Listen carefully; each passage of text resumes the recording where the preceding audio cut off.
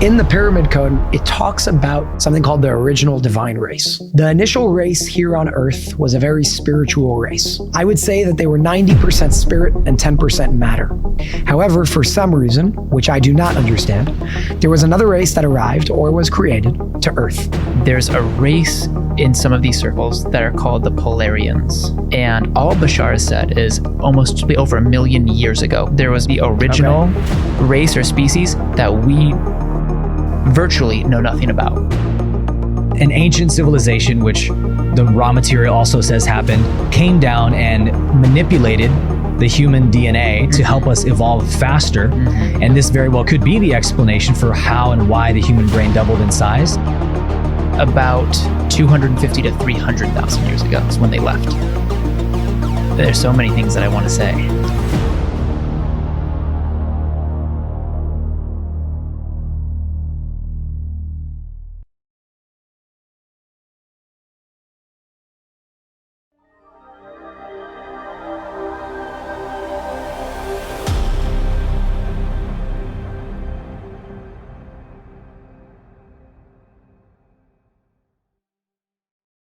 Welcome back to Hidden Revelations. I'm your host, Jason Shurka, joined by Brandon Bozarth and Abke.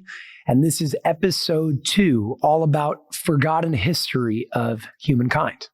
In this episode of Hidden Revelations, we're going to be speaking about the importance of history, along with uncovering undocumented history that all 3 texts, the Pyramid Code, the Law of One, and channeling Bashar Material, all uncovers.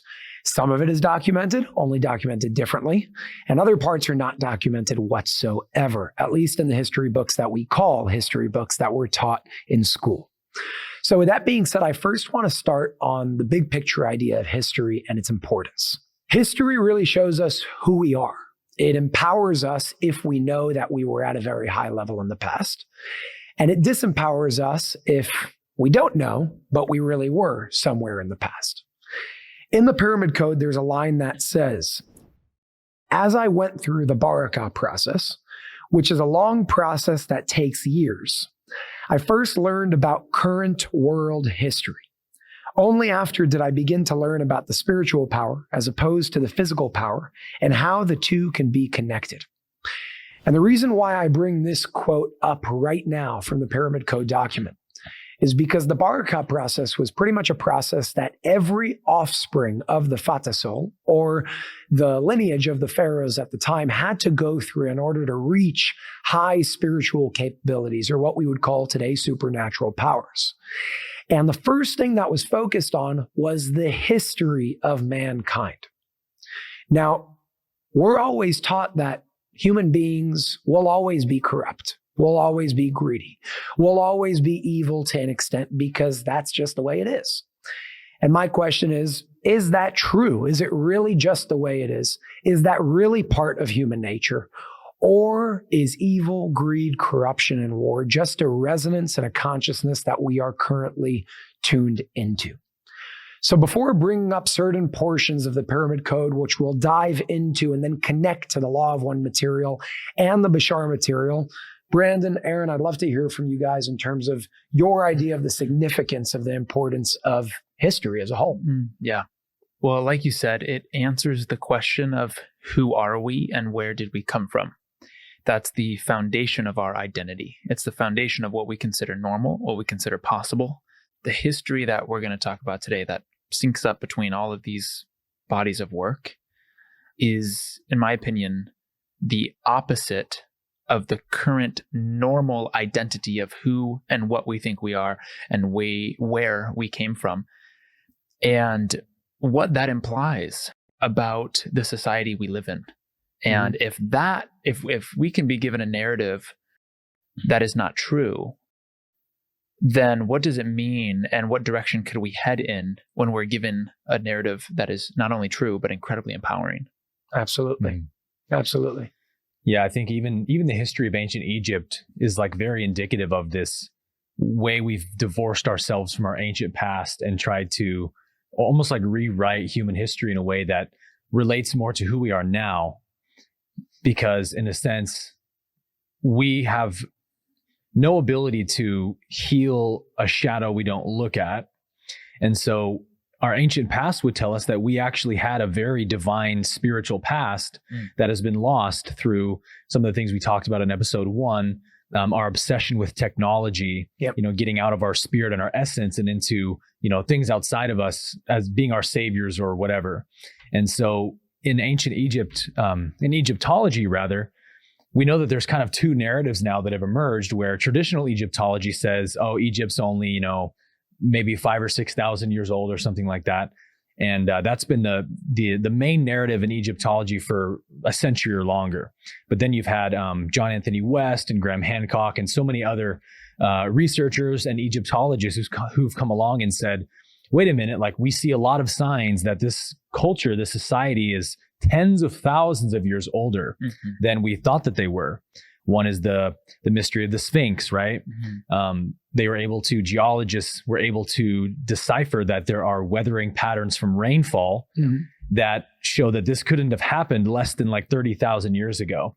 And that's just one piece of so many different articles of evidence that John Anthony West shows in Magical Egypt, that, man, this culture was far more sophisticated and far more ancient than our history books tell us. Absolutely. So the question is, are they lying about that? Did we lie about that, or did we forget it?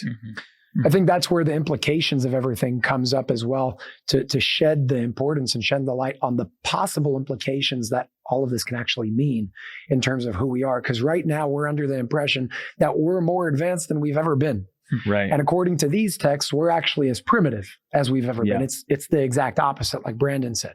So the implications, I would say, through these texts are really empowering because it says, wait a second, you guys are a lot more powerful, and we are a lot more powerful than we once thought.